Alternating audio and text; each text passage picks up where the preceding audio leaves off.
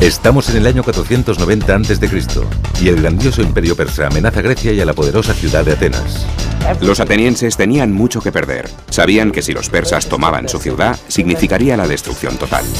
Para salvar Grecia, el comandante Milcíades y su ejército de ciudadanos debían vencer en Maratón al comandante persa Datis y a sus fuerzas invasoras. Ningún ejército griego había derrotado jamás a un ejército persa, así que debían de estar muy asustados ante la perspectiva de la lucha. Usted es el comandante Milcíades. Se enfrenta a preguntas que podrían hacerle ganar o perder la guerra. Le pedimos que decida. Ponga a prueba su habilidad, su estrategia y su temple en Decisiones de Mando.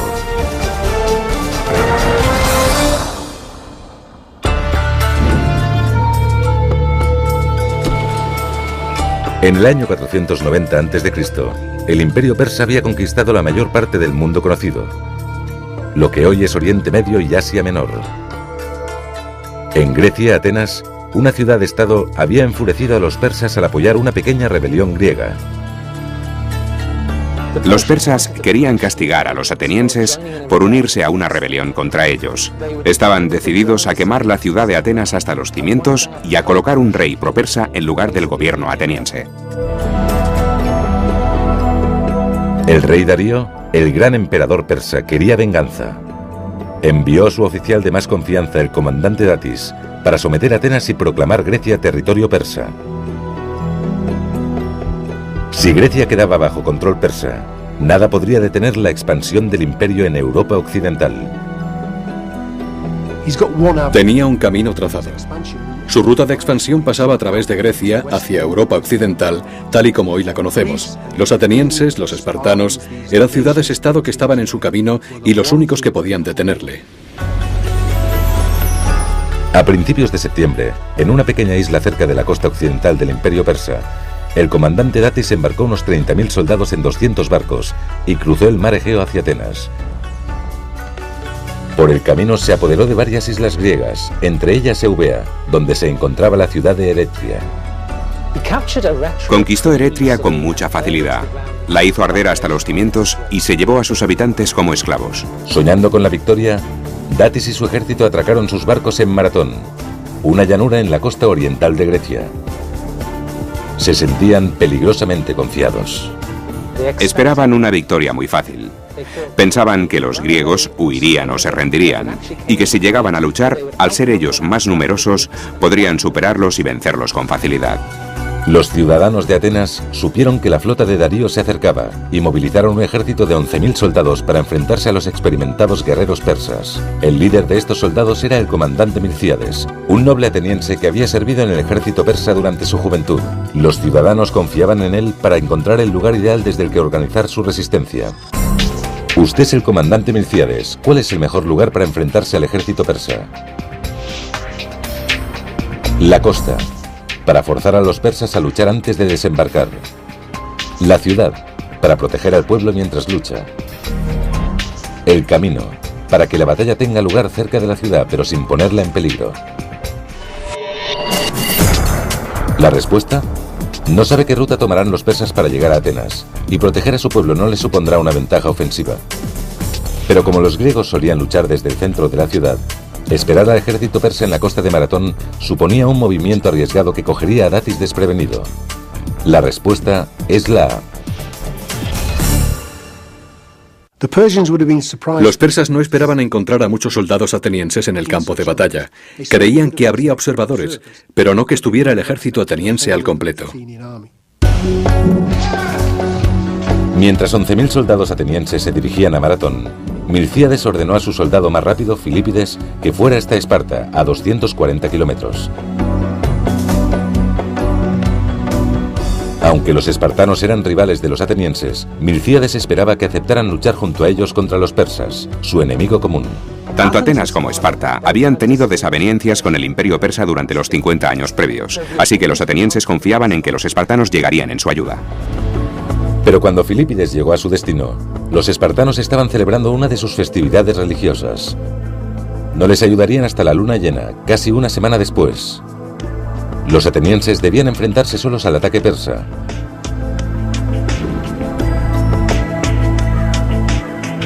El 11 de septiembre, Milcíades y los atenienses se encontraban ya en Maratón y observaron a sus enemigos desde una colina cubierta de árboles. El ejército de Datis, que constaba de más de 30.000 hombres, estaba bien equipado y disponía de caballería y arqueros. Los persas eran 3 veces más numerosos que los atenienses. Cuando los atenienses llegaron a Maratón y divisaron al ejército persa, quedaron aterrorizados. La mitad de los generales atenienses no quería luchar. Durante 6 días, Milcíades aguardó sin saber qué iniciativa tomar, mientras Datis esperaba que dejara la colina para luchar en campo abierto. Pero cada día transcurrido suponía una nueva amenaza para Milcíades. Mientras el ejército griego estaba fuera de la ciudad, Atenas podía caer en manos de traidores propersas. ¿Cómo protegería usted a Atenas de los traidores? Enviando un destacamento a la ciudad para ganar tiempo y esperar a los espartanos. Regresando y silenciando así a los traidores con su presencia. Atacando enseguida, terminar la batalla y regresar a Atenas lo antes posible. La respuesta: enviar un destacamento de tropas a Atenas debilitaría sus fuerzas, y su experiencia en la lucha contra el ejército persa lo hace imprescindible para la batalla. Su única opción es atacar de inmediato, terminar la batalla y regresar a Atenas lo antes posible. La respuesta es la C. Milcíades pensó que si los atenienses no luchaban, la división crecería en la ciudad y algún traidor la entregaría a los persas sin tan siquiera presentar batalla. Con el destino de Atenas en juego, a Milcíades no le quedaba más remedio que luchar. Pero tuvo suerte. Datis había ordenado que la caballería fuera embarcada y que la flota se dirigiera hacia Atenas. La ausencia de caballos daba a los atenienses una pequeña ventaja en Maratón. Esos animales no eran tímidos caballitos de monta. Eran caballos muy bien entrenados para la guerra. Al sacar a los caballos del campo de batalla, los persas habían perdido parte de su fuerza. Pero el frente de la infantería persa tenía todavía casi 1,5 kilómetros de longitud. Con un ejército inferior en número, Milcíades tenía que extender su frente o exponer los flancos a los ataques para poder igualarlo. Para extender su frente tenía que debilitar parte de la línea. ¿Qué parte de la línea de infantería debía seguir siendo fuerte? El centro, donde los persas sitúan a sus mejores tropas. Los flancos, para vencer fácilmente a las tropas persas más débiles y ganar la batalla con rapidez. La retaguardia, para que los soldados puedan maniobrar y aprovechar cualquier oportunidad.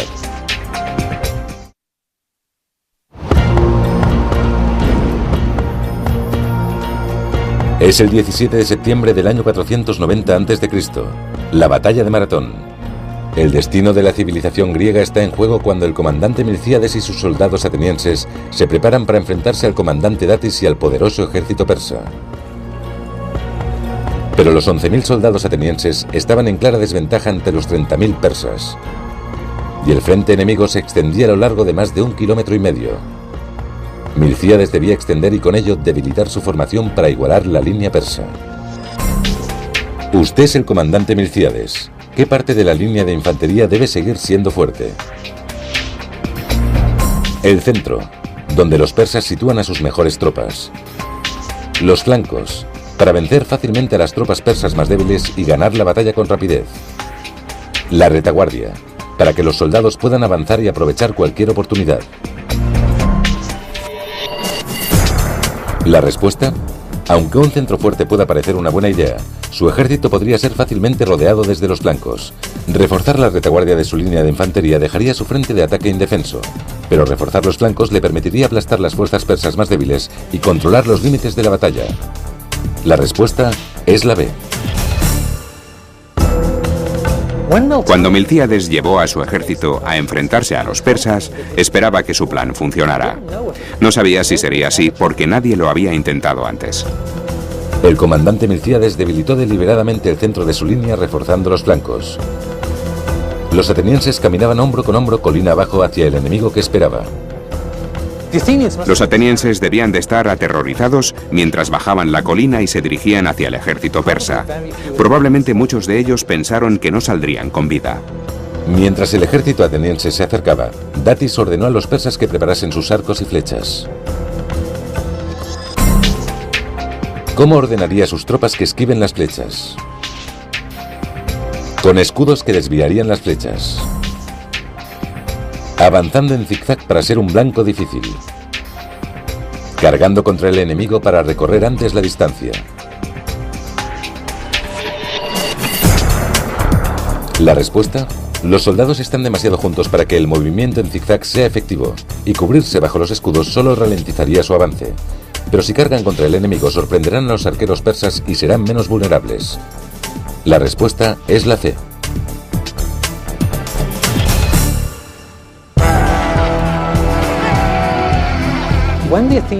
Cuando los atenienses avanzaron hacia el ejército persa, Milcíades les ordenó que doblasen la velocidad de marcha para cubrir el espacio entre ellos y los persas lo antes posible. Lo que pretendían al correr más rápido era reducir el tiempo de que disponían los arqueros persas para lanzarles sus flechas. Los persas lanzaron sus primeras flechas contra el ejército griego, pero no tuvieron tiempo para disparar muchas más. En poco tiempo, los dos ejércitos colisionaron en un feroz combate cuerpo a cuerpo. Las lanzas bajaban y las espadas subían. Los enormes escudos de metal entraban en acción. Con ellos golpeaban a los enemigos para abrirse paso. Les apuñalaban con sus pequeñas espadas y seguían. Golpear y apuñalar, golpear y apuñalar. En la lucha cuerpo a cuerpo, las cortas cimitarras persas y sus armaduras ligeras no podían competir contra las pesadas armaduras y las largas lanzas de los atenienses. Por todo el campo de batalla había soldados persas muertos. De momento, la estrategia de Milcíades funcionaba tal y como había planeado. Los soldados atenienses de los flancos, más numerosos, obligaban a los persas a retroceder con una fuerza impresionante. Finalmente, las tropas persas de los flancos empezaron a huir, mientras eran perseguidas por los atenienses. ¿Cuál cree usted que es el mejor lugar para perseguir a las tropas persas que se retiran? El pantano, el mar, la colina. ¿La respuesta? Si persigue a los soldados persas colina arriba, pueden esconderse entre los árboles, y si los empuja hacia el mar, se refugiarán en la seguridad de sus barcos. Pero si les obliga a entrar en terreno pantanoso, lucharán y se ahogarán. La respuesta es la A.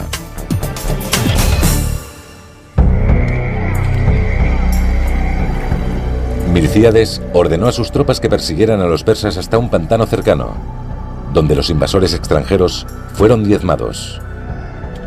El pantano era un lugar mortalmente peligroso, y los persas no conocían los caminos que lo evitaban.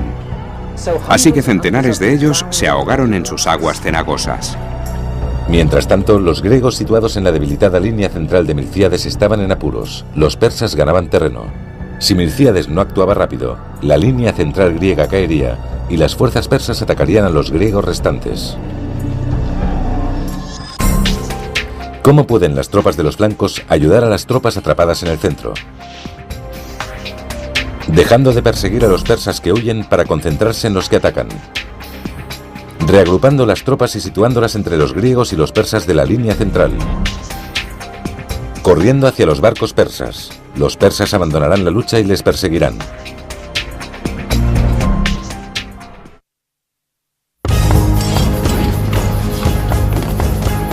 Es la última hora de la mañana del 17 de septiembre del año 490 a.C. Los ejércitos griego y persa están en plena batalla en la llanura de Maratón. El comandante Milcíades y los flancos de sus tropas atenienses han vencido a los extremos de la línea persa haciéndolos huir. Pero las fuerzas centrales del comandante Datis están a punto de vencer la débil línea central de Milcíades.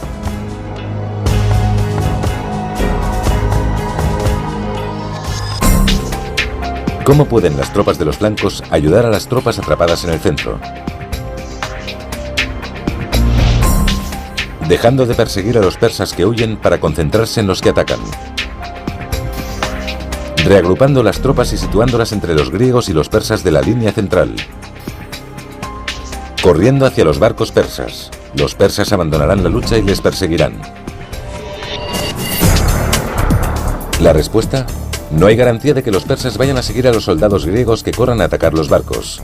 Y reagruparse para situarse entre los griegos y los persas en la línea central dejaría una ruta de escape abierta para el enemigo. pero abandonar la persecución de las tropas en retirada y atacar la línea central persa le permitirá rodearles y atraparles.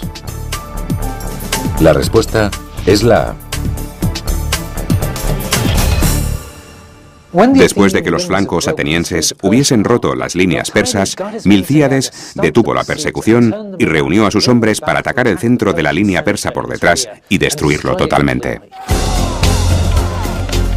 Al verse derrotado, Datis ordenó a las tropas restantes que se retiraran hacia los barcos para ponerse a salvo. Los atenienses les persiguieron hasta la costa, abatiendo a muchos de ellos mientras huían. Los persas luchaban por su vida, así que la lucha en medio del oleaje debió de ser particularmente feroz. A pesar de la gran cantidad de bajas, muchos soldados persas consiguieron refugiarse en los barcos de su todavía temible flota. Milcíades no podía dejar que abandonaran el puerto. Si los persas conseguían volver a sus barcos tras la batalla y navegar hasta Atenas, aún podían capturar la ciudad. ¿Cómo se puede evitar que los barcos salgan del puerto? Abordando los barcos y capturando a las tripulaciones. Cortando las velas con espadas. Con menos hombres se pueden deshabilitar más barcos. Quemando los barcos. Los detendrá y acabará con los soldados persas.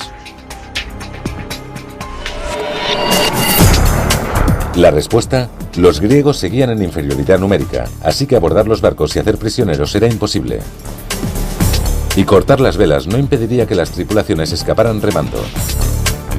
Pero quemando las naves se frustraba cualquier intento de escapar. La respuesta es la C. Milcíades ordenó a sus soldados que lanzaran antorchas contra las naves persas para incendiarlas. Pero solo consiguieron destruir 7 de las 200. Como era de esperar, las restantes zarparon en dirección a la bahía de Falerón, un puerto en la península cercano a Atenas. Milcíades temía que si los persas llegaban a Atenas antes de que sus ciudadanos supieran que acababa de vencerlos, se rindieran aterrorizados al ver la flota enemiga. Para salvar la ciudad de los traidores, Milcíades debía hacer llegar la noticia de la victoria griega a Atenas, y rápido. ¿A quién enviaría usted para avisar a la ciudad que resistan ante la llegada de los persas? Al corredor Filipides. Es su hombre más rápido y el tiempo apremia. A un sirviente.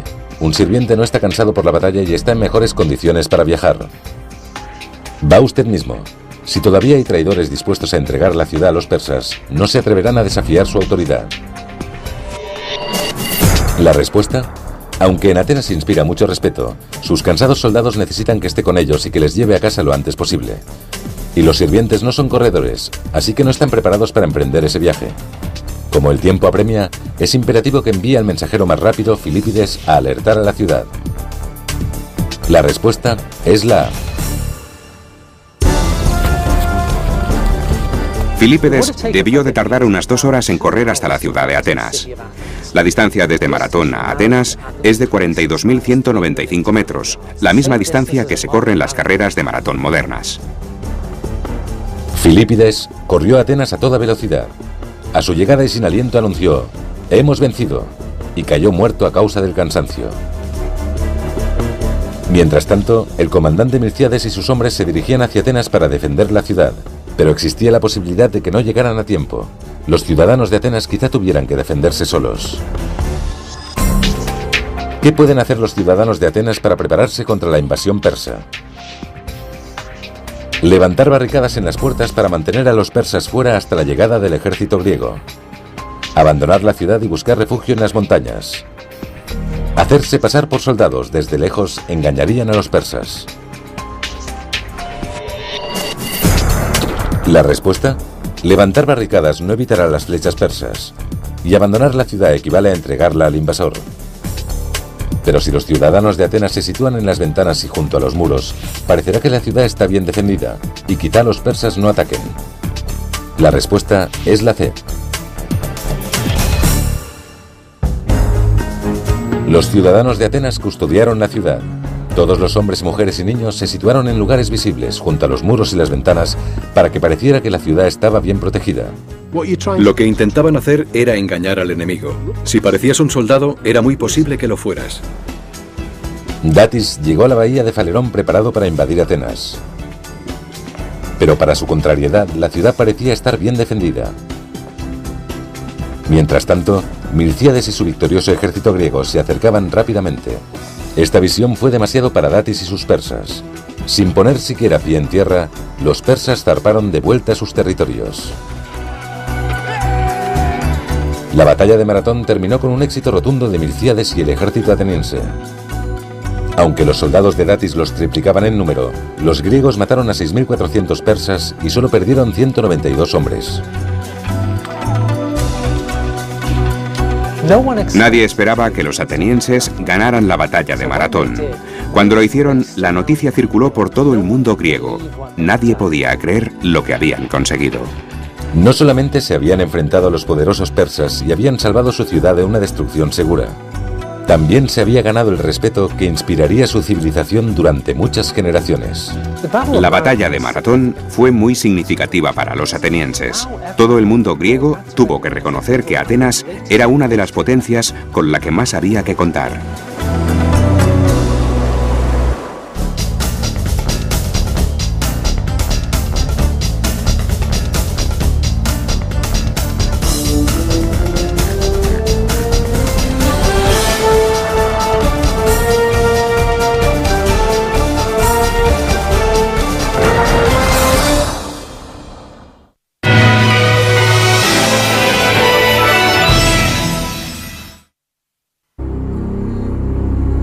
Estas son las Termópilas, en la costa de Grecia continental.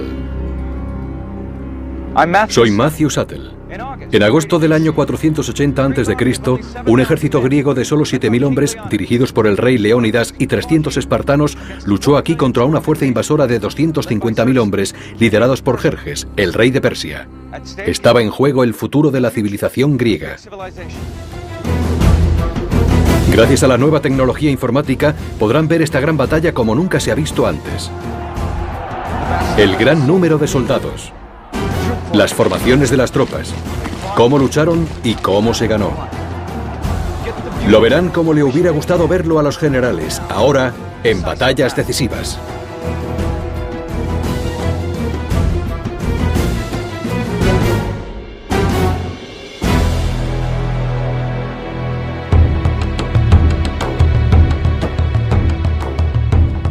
Hace 2500 años, Grecia no era una nación unificada, sino un conjunto de ciudades-estado independientes, como Atenas, Corintia y Esparta, cada una con sus propias leyes y su propio sistema de gobierno.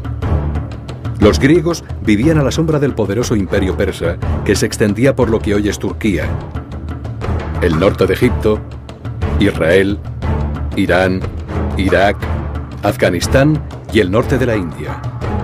2/3 del mundo conocido. Pero ni siquiera eso era suficiente para el rey persa Jerjes. Quería expandirse por Europa, y Grecia era la puerta de entrada. 10 años antes, su padre Darío había sido vencido por los griegos en Maratón.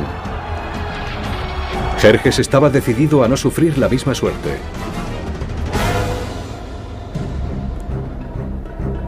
Reunió un enorme ejército desde todos los rincones de su imperio. 250.000 hombres partieron hacia Grecia. La fuerza expedicionaria de Jerjes, que intentaría conquistar la Grecia continental, era la madre de todas las fuerzas expedicionarias. Nunca se había intentado nada igual en la historia del antiguo arte de la guerra. En el año 480 a.C., Jerjes cruzó el Helesponto y llevó a su ejército a través del norte de Grecia, mientras la flota persa navegaba a lo largo de la costa. Las ciudades fueron cayendo una tras otra. Jerjes era un hombre de notable ferocidad. No se detenía ante nada con tal de conseguir su objetivo. Y el objetivo de Jerjes era Atenas. Los griegos tenían que detenerlo a toda costa y debían hacerlo aquí, en las Termópilas. Si no, tendría vía libre hasta Atenas.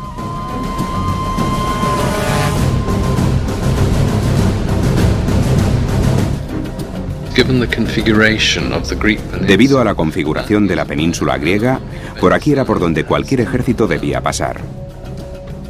Las Termópilas era la elección evidente. El nombre griego Termópilas significa puertas calientes. El lugar era famoso por sus manantiales de aguas termales. Con las accidentadas montañas tan cerca, el estrecho paso era muy fácil de defender, pero también era la puerta de entrada a Grecia. 2000 años de mar y viento han erosionado el lugar de la batalla. Este es el aspecto que tenía en el año 480 a.C. Los griegos enviaron un ejército de 7000 hombres a defender el paso. A ellos se unieron 300 soldados de la ciudad de Esparta. Es imposible imaginar una ciudad menos parecida a Atenas que Esparta. La sociedad espartana era el polo opuesto de la sociedad ateniense. Los atenienses eran muy abiertos. La sociedad se abría a cualquiera que quisiera unirse a ella y lo compartían todo. En cambio, los espartanos eran una sociedad muy cerrada. A los espartanos les educaban para ser soldados, nada más. Desde los 7 años todos los niños de Esparta se entrenaban para la guerra. El ejército era su vida. Incluso después de casarse, los hombres espartanos tenían que vivir en barracones. No podían dedicarse a ninguna otra actividad. Ninguno de ellos podía hacer negocios o comerciar. Todo el trabajo lo hacían los esclavos.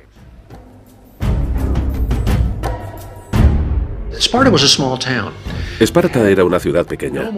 Nunca tuvo más de 9000 habitantes, por lo que a ciudadanos espartanos se refiere. En ese ejército, todos se conocían. Si estabas en una formación, podías tener a tu hermano, a tu padre o a tus primos al lado, o un par de filas por detrás. Fueron los líderes, fueron la vanguardia, fueron la columna vertebral del ejército. En todos los aspectos, su presencia convirtió la batalla de las Termópilas en lo que fue. Los 300 espartanos que marcharon hacia las Termópilas estaban dirigidos por Leónidas, el rey de Esparta, que no era muy optimista sobre sus posibilidades contra Jerjes. Por un lado, había partido durante una de las festividades religiosas espartanas. Se creía que eso daba mala suerte. Por otro lado, los griegos habían recibido malas noticias del oráculo de Delfos. La sacerdotisa predijo que un rey espartano tendría que morir antes de la victoria. La mujer de Leónidas, Gorgo, le preguntó a su marido qué debía hacer si no regresaba de la batalla, a lo que él contestó: «Cásate con un buen hombre y ten hijos». Parecía poseer una determinación absoluta y un gran valor personal. Debía de tener unos 50 años. No era un hombre joven y estaba ya en edad de retirarse, incluso según las costumbres de la antigua Grecia. Los espartanos vestían una coraza de bronce esculpida y un casco diseñado para aterrorizar al enemigo. Todos los hombres llevaban un escudo cóncavo de madera. En la cara del escudo estaba pintada la letra griega Lambda, de Lacedemonia, la tierra espartana. Su principal arma era una lanza que se colocaba encima del brazo. Medía 2,5 metros y tenía el asta de fresno, la cabeza de hierro en forma de hoja y una punta de bronce en el otro extremo. En el combate cuerpo a cuerpo usaban una espada corta, el shifos.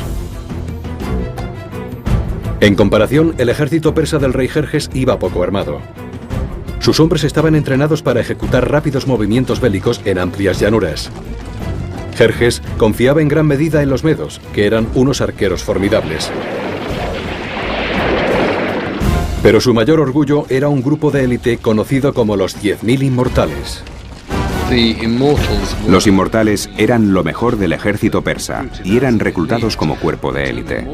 El término inmortal era griego y lo usaban porque se decía que cada vez que uno de los 10.000 moría, había otro en reserva que instantáneamente ocupaba su lugar.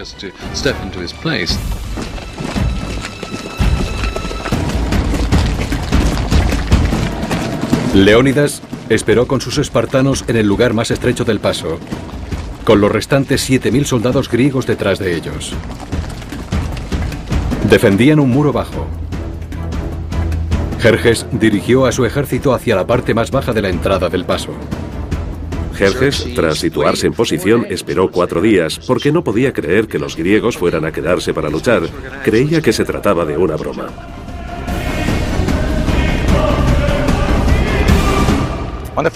Al quinto día se le agotó la paciencia.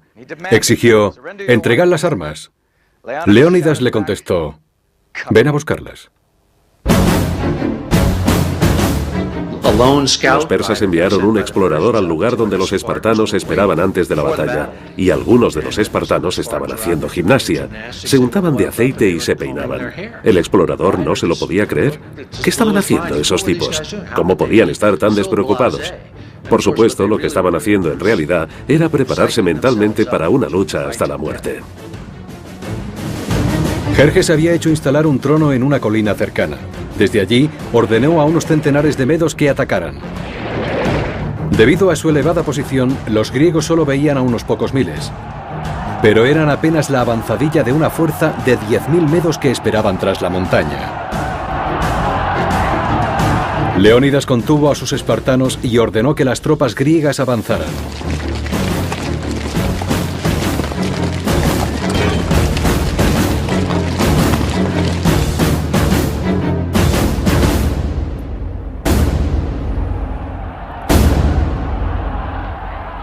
La batalla de las Termópilas había empezado.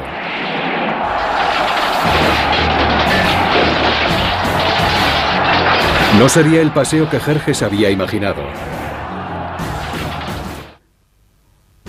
Agosto del año 480 a.C. El ejército griego dirigido por el rey Leónidas y 300 espartanos se enfrentaba a un ejército persa de 250.000 hombres. El rey persa Jerjes observaba incrédulo cómo 700 soldados griegos formaban en la entrada del valle. Se situaban en formación de falange. La falange era un bosque de lanzas. El comandante daría la señal para atacar. Las líneas de atrás avanzarían y presionarían con los escudos las espaldas de los hombres que tenían delante. Y había que empujar a las fuerzas enemigas y hacer que retrocedieran para sacarlas del campo de batalla.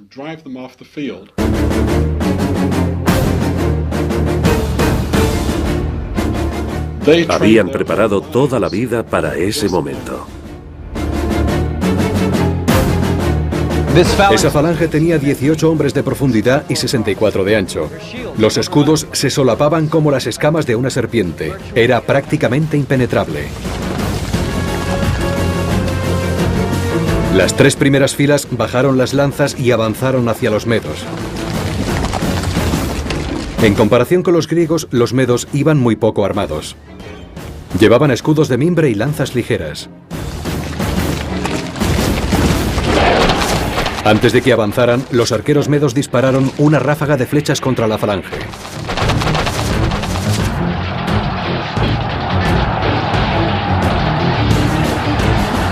Leónidas envió más griegos a reforzar la falange, presionando con su peso la espalda de sus compañeros.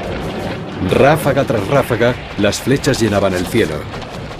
La infantería griega usaba escudos de 90 centímetros, de madera de roble de 5 centímetros de grosor, recubierta de bronce. Eran como tablas de cocina para cortar. Puedes golpear muy fuerte una tabla de cocina con un hacha de batalla sin llegar a romperla.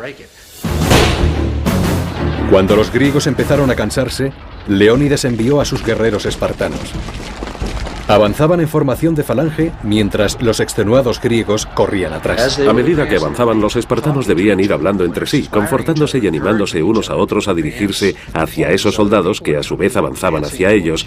Cada paso los acercaba más y más al enemigo y el terror debía de ser increíble. Los expertos luchadores espartanos destrozaron todo lo que tenían por delante. Los medos vieron que sus armas eran inútiles y, desesperados, empezaron a aferrarse a las lanzas espartanas. Entonces los espartanos sacaron los xifos y se inició una verdadera carnicería.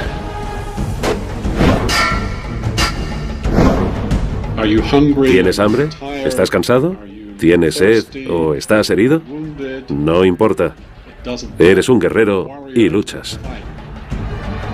El reducido espacio hacía imposible que los persas se aprovecharan de su superioridad numérica. No podían situar suficientes hombres en la batalla contra esa implacable máquina de matar. El combate en esos días era hombre contra hombre. Nadie disparaba a nadie. No había bombas inteligentes. Si ibas a matar al enemigo, este estaría justo enfrente y él iba a intentar matarte a ti. Oleada tras oleada, los guerreros de Jerjes perecían intentando penetrar en el muro de escudos espartanos. Leónidas bromeaba diciendo que Jerjes tenía muchos hombres, pero ninguno soldado. Pero los espartanos también sufrieron bajas. Los espartanos tenían un método para identificar a sus propios muertos, muchos de los cuales estaban tan desfigurados que eran irreconocibles. Era el equivalente antiguo a las placas de identificación actuales. Cogían una rama, le ponían su marca en ambas puntas y la partían por la mitad. Una mitad se quedaba en un recipiente detrás de las líneas de infantería y la otra se llevaba en la muñeca. Si el soldado sobrevivía, reclamaba la mitad de su rama después de la batalla. De este modo, todos los muertos y heridos podían contarse con facilidad. El segundo día, los persas seguían sin hacer ningún progreso. No estaban preparados para este tipo de lucha, lejos de las llanuras abiertas del este, donde la caballería, los carros y la infantería ligera podían decidir el resultado. Sentado en su trono, Jerjes se impacientaba cada vez más. Se agitaba inquieto dando saltos tan a menudo que parecía un espectador de un partido de fútbol actual. Jerjes dijo a sus soldados: salid ahí y tomad ese paso. Apartad a esos tipos del camino. Los medos, con armas ligeras, se enfrentaron a los griegos, que estaban muy bien armados y que les dieron una paliza. Jerjes decidió jugar su mejor baza y envió a los inmortales.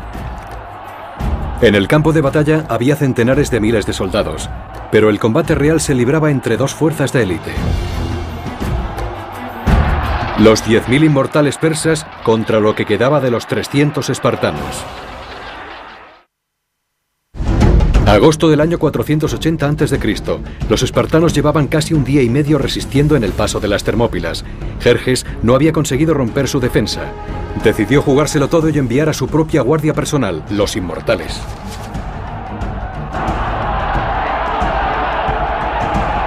Era una visión magnífica. Llevaban arcos, lanzas y dagas cortas.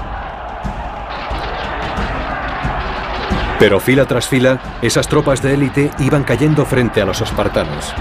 Los persas, con sus armas ligeras, no podían penetrar en la armadura griega, pero los griegos sí podían hacerlo, y además estaban entrenados para luchar de cerca y en el combate cuerpo a cuerpo. Nada afectaba a los espartanos. Jerjes necesitaba un milagro, y llegó de forma inesperada. Un traidor griego, Efialtes, viendo la posibilidad de hacerse rico rápidamente, cruzó las líneas hasta llegar al campo persa. Le habló a Jerjes de un camino que rodeaba las montañas y desembocaba en la retaguardia espartana. La palabra Efialtes existe en griego moderno y significa pesadilla. Efialtes es hoy una pesadilla. Protegidos por la noche, los persas siguieron el camino indicado y en la mañana del tercer día aparecieron detrás de los espartanos. Leónidas había sido superado. Supo que esa sería su última batalla. Para evitar bajas innecesarias, envió al resto del ejército griego a casa. Los espartanos resistirían solos. Debió de ser un momento impresionante. Muchos hombres se alejaban del combate, hombres valientes que sabían que iban a sobrevivir, mientras que otros marchaban hacia el frente, sabiendo que iban a morir.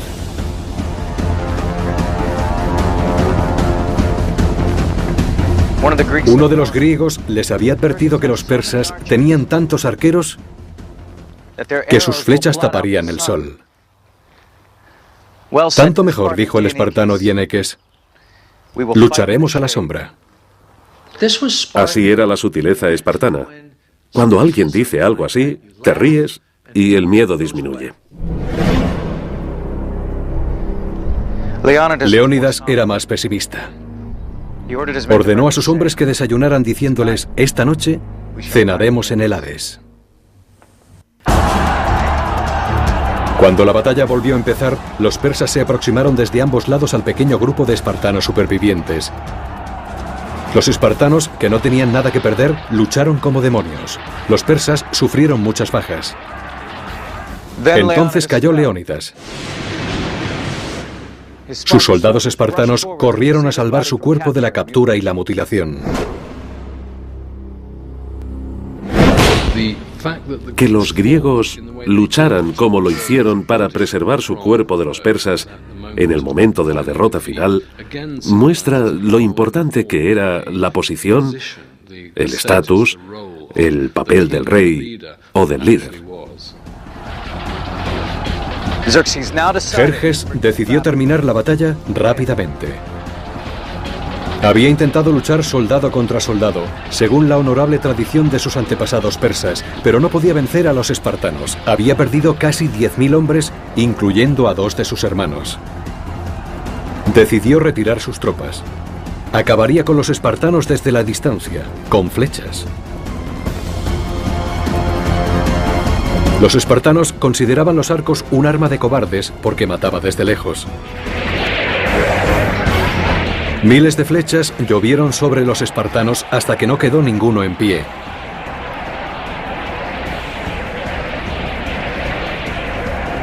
Las armas que más despreciaban acabaron con ellos. Jerjes, furioso, ordenó a sus hombres que buscaran el cuerpo de Leónidas y que cuando lo encontraran, le cortaran la cabeza y la clavaran en un palo. El rey de Esparta le había hecho pagar un terrible precio por su victoria en las Termópilas. 10.000 bajas eran una gota en el mar de tan vasta fuerza.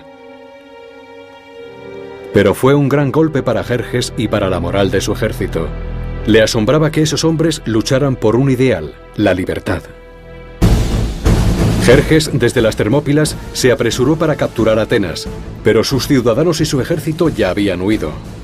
A finales de ese mismo año, el 480 a.C., los griegos volvieron en barcos y vencieron a los persas en una gran batalla naval en Salamina.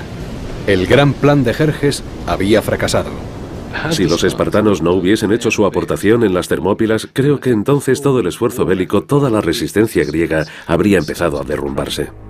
Para los griegos era una cuestión del destino. Un rey espartano había muerto, un rey persa había sido vencido, tal y como el oráculo había profetizado.